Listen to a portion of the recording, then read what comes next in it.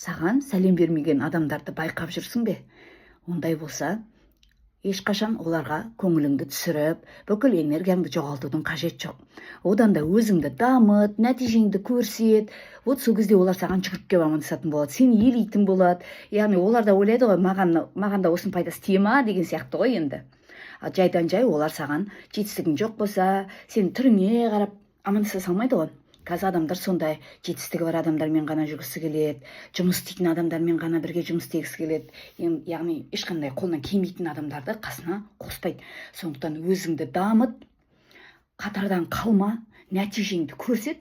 Вот саған адамдар өздері тартылатын болады, магнит сияқты.